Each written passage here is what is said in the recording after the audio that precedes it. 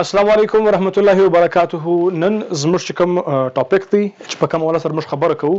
هغه دی د سترګو په حواله سره او یو ډیره اهمه چې کومه مسله ده د سترګو په حواله سره هغه خاص پر پکشانو کې چې هغه ته ویل کیږي امبلایوپیا یا امبلیپیا، بل نوم هم ورکول کیږي هغه دی لیزی آی. مطلب دا څه شي دی دا به اوس موږ سره په خلاص کو. هغه څخه مخکې به زه درته وایم چې دا د کشنیانو نه جوړې ده،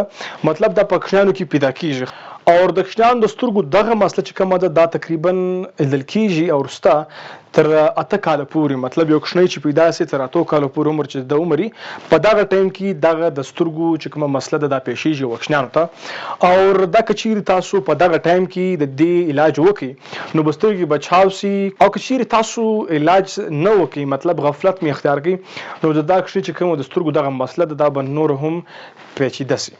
نو اوس به زه تاسو ته دروښیم په داسې عام الفاظو کې چې دغه څه شي دی دغه امبلایوپیا یا د لیزی آی څه ته ویل کیږي.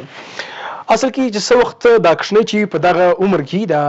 د څوک پیدا سي تر 8 کال عمر پورې په دغه دوران کې د کشنی د کم دماغ چې کم دی دماغ دغه او د سترګو کنکشن جوړیږي. کنکشن ګور د دوی سترګې د سترګو دغه دماغ سره کنکشن جوړیږي په دغه ټایم پیریډ کې په دغه وخت کې. نو څه کیږي بعض اوقات د دواړو سترګو چې کوم کنکشن دی د دماغ سره هغه ډیر سوکي ډیر معمولی سي ډیر سمپلی مطلب ټایټ کنکشن نشي جوړ. بعض اوقات خالي د یو سترګې لار کوم سیستم راځي چې یو سترګه چې کومه ده هغه د سلیج هلکه سي لیزی سي مطلب کمزوري سي، داغه چې بیا کم کنکشن د دماغ سره هغه کمزوري سي. مطلب دا څه د تومس وګور دغه سیده سترګه د رائټ د دې چې کم کنکشن د برین سره دی د دماغ سره دی هغه فل ټایټ دی، لیکن د دې چې کم کنکشن دی هغه ډیر هلکه دی ډیر هلکه دی. زه دا کوم په ډاټ سره ښکار کوم دا څه دی دا په دواړو سترګو کې کېدلی سي، مطلب د خالصه په سیده سترګه کې هم راتلی سي او خالصه په چپه سترګه کې هم راتلی سي. مطلب دا د یوې سترګې سره خاص نه دی، په دواړو سترګو کې هم کېدلی سي یا په یوه سترګه کې هم دغه مسله راتللی سي. کومه مسله چې د سترګو او د دماغ په آپس کې چې کوم کنکشن دی هغه کمزوري سي. نو څه وخت چې کنکشن کمزوري سي په دغه ایج پیریډ کې مطلب څه وخت د کشنی پیدا سوی تر 8 کالو عمر پورې ته دغه دوران کې کدا کنکشن ټایټ نسولو نو اوس که چیرې دا کشنی تر دا عمر واوښتی مطلب د 8 کالو څخه واوښتی دغه بعد چې کم دي د دا سترګې علاج بیا ډیر مشکل سي. نو چې کچیر نورم ټایم په ستر شو بیا بالکل ناممکن سي.